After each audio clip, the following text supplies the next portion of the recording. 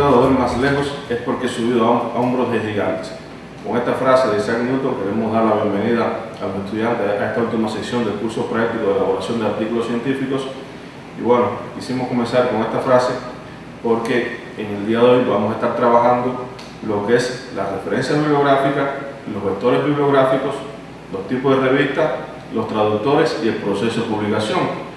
En esta última sección vamos a estar dando una serie de tips o consejos para seleccionar las revistas, o sea, dónde vamos a publicar y cómo vamos a publicar. El primer tema que vamos a abordar son las referencias bibliográficas. Bien, en este caso, las referencias bibliográficas. Primero que todo, facilitan al lector el acceso a los documentos que hemos utilizado para nuestra publicación. Quizás un lector que está leyendo nuestro trabajo se siente interesado por alguna de las citas que hemos realizado o le es necesaria para una de sus publicaciones o sus trabajos que esté desarrollando, y entonces para ello accede a la referencia bibliográfica para profundizar en el tema y bueno, un poco para encontrar la fuente original, para no estar utilizando fuentes primarias, fuentes secundarias, fuentes terciarias. Disculpen. Otra de las cuestiones por las cuales son importantes las referencias bibliográficas es que contribuyen a la cientificidad del trabajo. Aquí voy a hacer un poco de referencia a la frase de Newton. ¿Por qué? Cuando estamos utilizando referencias bibliográficas estamos dejando claro que hemos utilizado conocimientos precedentes a nuestra investigación, que hemos utilizado los aportes de otros investigadores para sustentar teóricamente nuestra investigación. Ello le da mayor cientificidad al trabajo, mayor credibilidad y además nos permite hacer comparaciones, argumentos, valorar bien. Y bueno, como último, como ven en la imagen que salió al inicio de la diapositiva, se evita el plagio. Se evita el plagio, sabemos que cuando tomamos una idea de otro autor tenemos que referenciarla. Si no la referenciamos estamos cayendo en el plagio, aunque a veces no siempre lo hacemos de manera voluntaria, pero todo lo que hagamos tenemos que referenciarlo, porque caemos en un plagio, que es un delito, un fraude académico en este caso, y que hoy en día hay programas que ayudan a detectar el plagio. Entonces es importante que todas las fuentes que utilicemos en nuestra investigación sean debidamente referenciadas. Bien,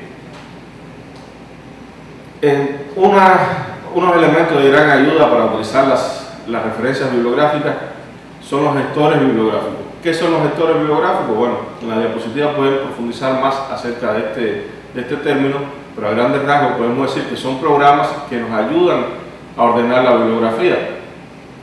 Muchas veces estamos consultando fuentes para desarrollar nuestras investigaciones y en ocasiones encontramos elementos que no son muy interesantes, pero después no podemos utilizarlos porque no tenemos la fuente original. Entonces en este caso juegan un especial papel los vectores bibliográficos. Como bien decía, estos son programas informáticos que nos permiten ordenar nuestra bibliografía y creando bibliotecas digitales para luego extraer las fuentes bibliográficas. Además nos ayudan mucho en la citación. Las posibilidades que nos ofrecen estos gestores es crear y gestionar bases de datos de referencias bibliográficas, lo que le había dicho, crear nuestras propias bibliotecas, importar automáticamente referencias desde otras bases de datos, crear bibliografías y citaciones en documentos de texto, pudiendo utilizar diferentes estilos de citación. Esto es muy importante, porque bueno, sabemos, como ya le he ido diciendo en otras clases, y como vamos a ver en el encuentro de hoy, cada revista tiene sus propias normas de publicación. Algunos utilizan el estilo APA, que es el más utilizado, otros utilizan el estilo Harvard, otros el estilo Vancouver, y a veces es muy engorroso estar adaptándonos a una u otro tipo de citación. Sin embargo, estos gestores de referencias bibliográficas nos crean la bibliografía y nos crean las citas bibliográficas adaptadas a cada una de estas normas, lo cual lo hace una herramienta muy importante porque nos ayuda primero que todo a ahorrar tiempo en la citación y además nos hacen la cita de una manera correcta. ¿Cuáles son los gestores de referencia bibliográfica que más se conocen? Bueno, aquí en la diapositiva tenemos algunos de los más conocidos. En este caso, el que más se utiliza, sobre todas las cosas, porque es una fuente free, una fuente gratis, el programa Zotero. Aquí tienen enlaces sobre el cual pueden descargarlo. Igualmente, todos ofrecen las mismas posibilidades según la disponibilidad de cada uno de ustedes. Ya les digo, desde mi criterio personal, Utilizo el segundo primeramente porque es gratis y nos permite desarrollar las mismas posibilidades que los demás. Aquí tienen un ejemplo de este programa, el software como tal. Cuando usted accede a este gestor bibliográfico, le aparece esta interfaz. Usted aquí puede ir añadiendo, a partir de los campos que le van a aparecer en esta parte derecha del gestor, usted puede ir añadiendo la bibliografía. Que yo sugiero que en sus ordenadores particulares, en sus ordenadores portátiles de escritorio, usted vaya creando esta biblioteca. Cada texto, cada artículo, cada tesis que llegue a sus manos, que sea de su interés, la vamos a ir incluyendo en esta biblioteca. Y así poco a poco vamos a ir incluyendo nuestra biblioteca. Ya después que tenemos esta biblioteca, se nos facilita para trabajar con ella. ¿Por qué? Inmediatamente que nosotros instalamos este programa, este gestor de referencia bibliográfica en nuestros ordenadores, él se va a anclar a lo que es el procesador de texto que tenemos. Casi siempre utilizamos el procesador de texto Microsoft Word, el paquete de Office. Y bueno, como ustedes lo ven, él aquí se ancla en la barra de pestañas y entonces a partir de aquí podemos trabajar. Aquí yo utilicé un ejemplo, bueno, esto es una captura de pantalla, pero se desarrolló a partir de un ejemplo real. Escribí una cita bibliográfica, que bueno, las habilidades se desarrollan en la actividad. Supongamos que estamos escribiendo un artículo científico y incluimos esta cita bibliográfica. ¿Qué tenemos que hacer aquí? ¿En qué nos ayuda en este caso el programa gestor de bases de referencias bibliográficas? Como ustedes pueden ver, vamos a la pestaña.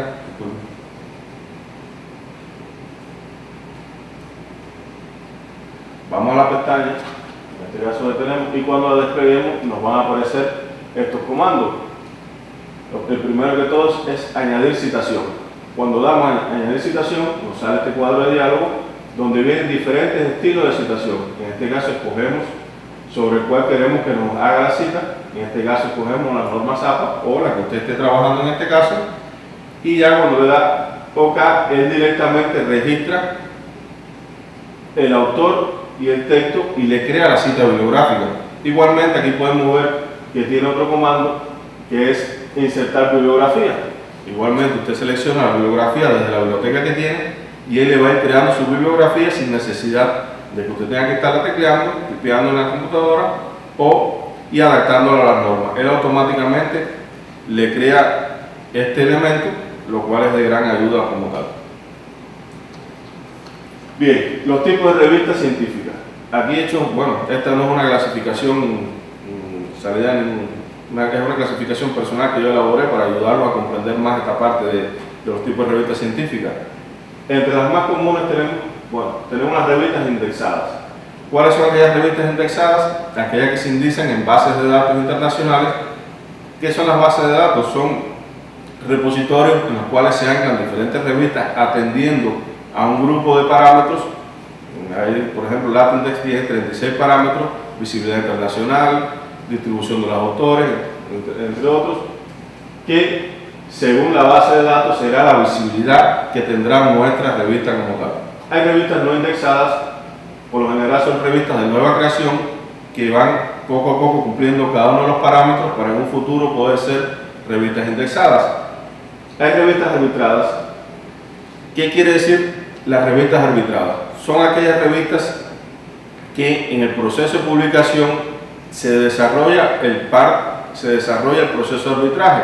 O sea, hay árbitros que leen nuestro trabajo y son los que aprueban si se aplica, si se publica o no en la revista como tal.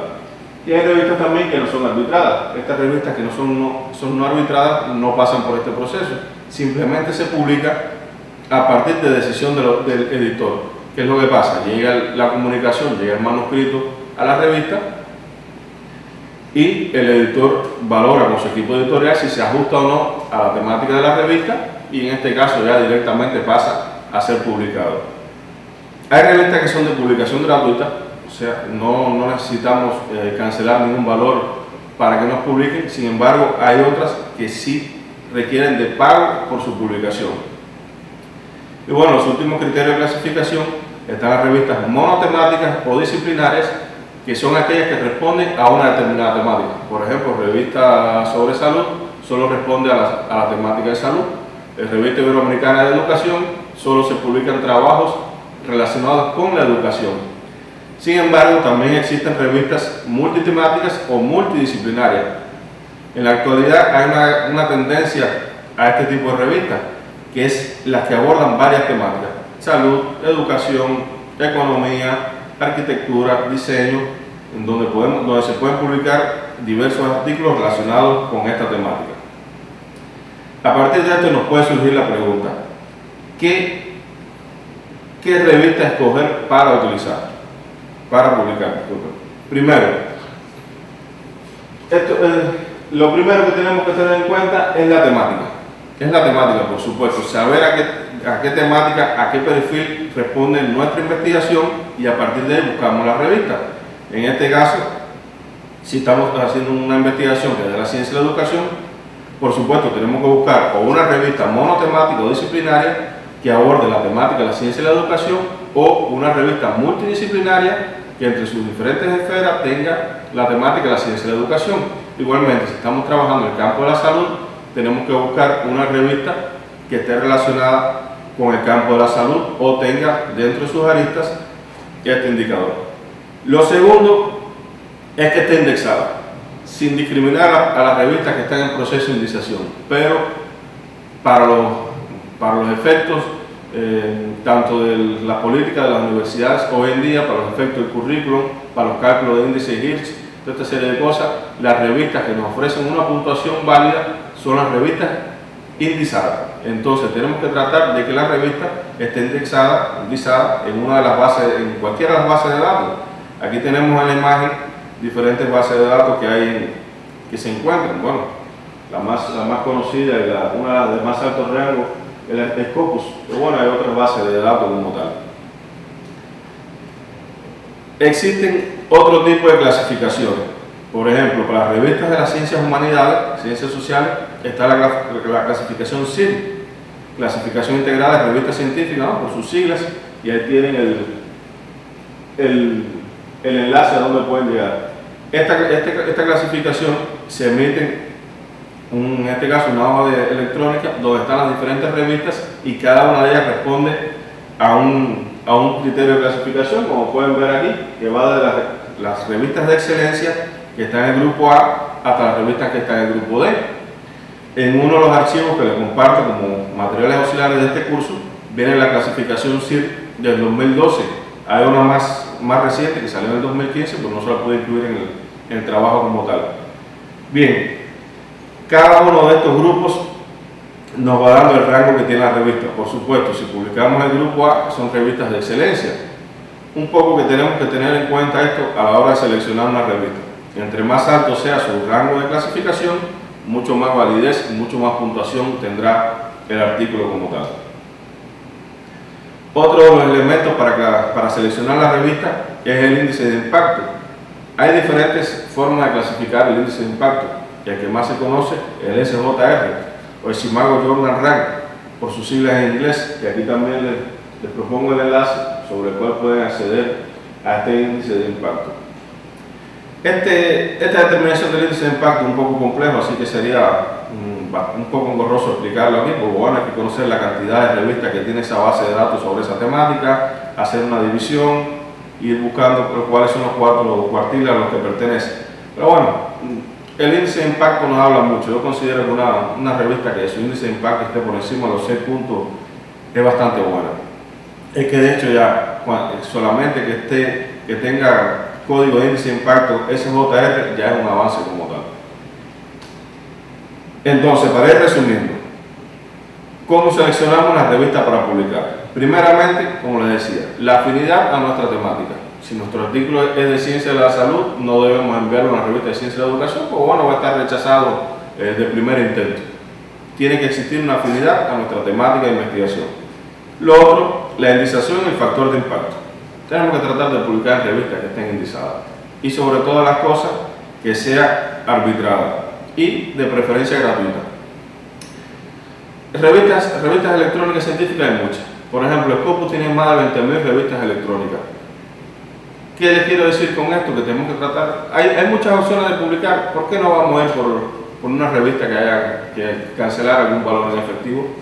Yo pienso que no. Además, en muchos casos se dan situaciones, por ejemplo, usted envía un artículo hoy y en menos de una semana tiene la comunicación de que el artículo ha sido aceptado para publicar, pero que tiene que cancelar determinado valor. La pregunta sería, ¿el artículo pasó por un proceso de arbitraje?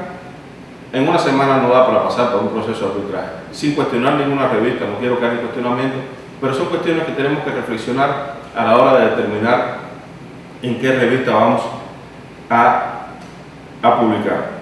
¿Cómo podemos ir accediendo a esta revista? Bueno, lo primero, podemos acceder desde la web. Por ejemplo, si estamos trabajando una temática de ciencia de la salud, simplemente abrimos el navegador de preferencia que esté instalado en nuestro ordenador y tecleamos Revista Científica de la Ciencia de la Salud. Aquí nos va a salir una serie de entradas y podemos ir pinchando en cada una de ellas. En este caso, supongamos que entramos por esta entrada. Bien, aquí tenemos la revista de Ciencia de la Salud. ¿Cómo podemos ir identificando si esta revista tiene los parámetros que hemos hablado? Bueno, lo primero es la temática, si nuestra investigación es de salud y la revista de Ciencia de la Salud, por supuesto, ya tenemos la primera indicación cumplida. Ahora, aquí podemos ver primeramente el código ICSN, aquí que es un código numérico. En este caso la revista tiene una edición impresa y tiene una edición electrónica, por eso tiene dos códigos. Ese es otro de los elementos que no le expliqué, pero siempre tenemos que tener en cuenta que la revista tenga este código. No tenga este código, que tenga este número de registro, que nos da un poco la madurez de la revista. En este caso ya conocemos que la revista responde a nuestra temática, tiene código ICSN y aquí abajo nos dice que está indexada en DOA, es otra de las bases de datos. Es decir, que esta revista, si yo fuera a publicar un artículo en lo que es el campo de la salud, me serviría para publicarlo porque cumple con los requisitos que hemos hablado. Un aspecto que quiero aclararle aquí, como ustedes pueden ver en esta misma revista dice normas para los autores. Cuando usted descarga cuando usted abre este enlace, le da las diferentes normativas. Hay revistas las cuales establecen, simplemente te da un correo electrónico de contacto, usted elabora su manuscrito de trabajo atendiendo a las normas de publicación y lo envía a ese enlace. Sin embargo, en la actualidad se está utilizando un nuevo estilo, por decirlo así, que es la creación de plataformas digitales. Por ejemplo, aquí tenemos la plataforma digital de esta revista, de CAREMIN, Revista Científica Multidisciplinaria, una revista aquí ecuatoriana, y aquí estamos ya en la plataforma. Para ingresar a la plataforma tenemos que registrarnos en la plataforma, y aquí en este caso, ya después que nos hemos registrado, tenemos que escoger cómo nos vamos a registrar. Si solo como lector no podemos publicar, en este caso tenemos que seleccionar la opción de registrarnos como autores. Bien, y si consideramos que tenemos la suficiente madurez científica como para colaborar con la revista, también podemos registrarnos como revisores y pasaremos a ser parte del cuerpo de árbitros de esa revista, siempre y cuando el equipo editorial considere que cumplimos con los requisitos. Entonces, bueno, como les decía, aquí tenemos la revista disciplinaria, multidisciplinaria, aborda una serie de temáticas. Aquí vemos el ICSN, aquí vemos las bases de datos en las cuales está indexada. Aquí vemos DOA, PAGIL, LatinDex, Redis, Google Académico, y está en el grupo 2 de la clasificación integral a la revista científica. Es decir, que es una muy buena revista, una revista muy joven aquí en el contexto ecuatoriano, pero ya es una revista con una gran madurez. Entonces, bueno, a lo que iba. Como podemos ver, en esta área de pestañas viene plantilla Word para manuscritos. Esto es una gran ayuda para los que estamos inmersos en este proceso de publicación. Si abrimos aquí, podemos observar, podemos descargar la plantilla. Ahora vamos a trabajar con la plantilla. Antes de eso, voy a explicarle otra serie de cosas. Lo primero, aquí, área personal. Si estamos en el área personal,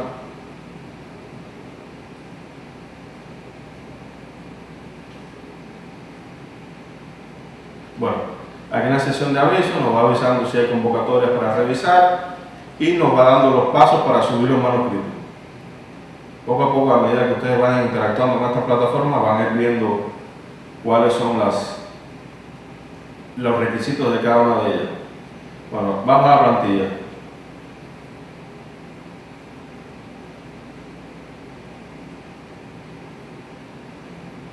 Bien.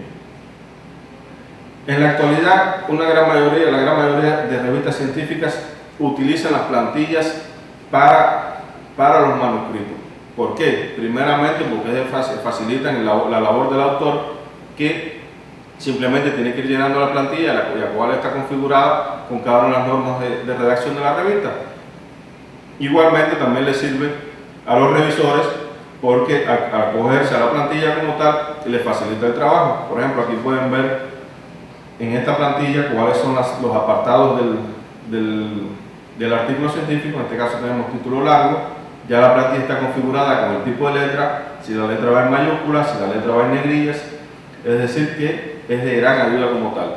Título largo, título corto, los autores, como vemos, estas son unas pocas revistas que acepta hasta 5 autores, y en la nota al pie acerca el resumen del currículum vitae de cada uno de los autores. Bien, entonces si podemos ir desplegando la plantilla hacia abajo, vamos a ver que tiene cada uno de los apartados que conforman la revista como tal. Esto es de gran ayuda, como lo decía, para que faciliten el trabajo de creación de artículos científicos.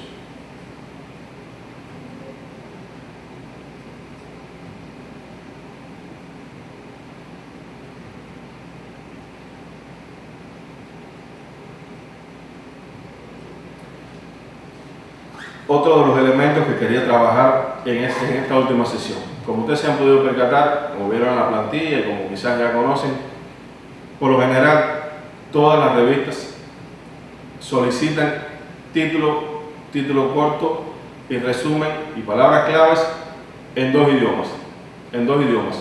Puede ser el más generalizado el inglés, pero también se acepta portugués, francés u otro que la revista considere conveniente. Y en este caso son de gran ayuda los traductores electrónicos. Ojo, siempre y cuando podamos utilizar una persona o nuestros propios conocimientos de inglés para realizar la traducción, es mucho mejor. Pero bueno, sabemos que en ocasiones esto es un poco complejo y tenemos que acudir a los traductores. Hay varios programas de traducción. En este caso el que más se conoce es el traductor de Google. Es una herramienta que es bastante fiable, pero bueno, como les digo, siempre hay que tratar de evitar el uso de traductores. Siempre y cuando podemos utilizar otra fuente de traducción, la utilizaremos como tal.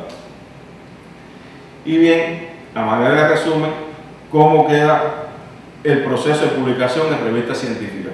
Bueno, lo primero, por supuesto, redactar el artículo y ajustarlo a las normas. En este caso, si la revista tiene plataforma, accederíamos a la plataforma de la revista y realizaríamos el envío. Puede ser mediante la propia plataforma o mediante el correo de contacto que nos proporciona la revista, según el tipo de proceso que tenga cada uno en particular. Una vez que hemos enviado el artículo, viene el proceso de aprobación por el Consejo Editorial. Este es un primer proceso de aprobación donde nos dicen si se nos aceptan o no la revista para iniciar el proceso de publicación. ¿Qué es lo que pasa? Por lo general nos envían un acuse de recibo donde nos dicen que nuestro artículo ha sido aceptado para iniciar el proceso de revisión. Ojo, esto no quiere decir que el artículo ya esté publicado, simplemente quiere decir que nuestro artículo se ajusta a las características de la revista y va a comenzar el proceso de revisión por pares. Pero sí nos envían este acuse de recibo para que nosotros como autor conozcamos que nuestro trabajo ha sido tomado en consideración. Por ejemplo, en el caso de que la temática de la investigación no se ajuste a la revista, o en ocasiones hay revistas que por su gran prestigio están muy copadas, el colchón de artículos que tienen es muy grande y no están aceptando artículos en ese momento. En ese caso nos emite un acuse de recibo diciendo que por el momento no se están recepcionando artículos o que el trabajo que hemos enviado no se adapta a los requerimientos e intereses de la revista como tal. Puede suceder cualquiera de las dos cosas. En el mejor de los casos, que nuestro artículo sea aprobado por el Consejo Editorial, pasa al segundo proceso, que es el proceso de arbitraje. Como les decía, este es un proceso, se llama proceso de arbitraje por pares a ciegas. ¿Por qué a ciegas?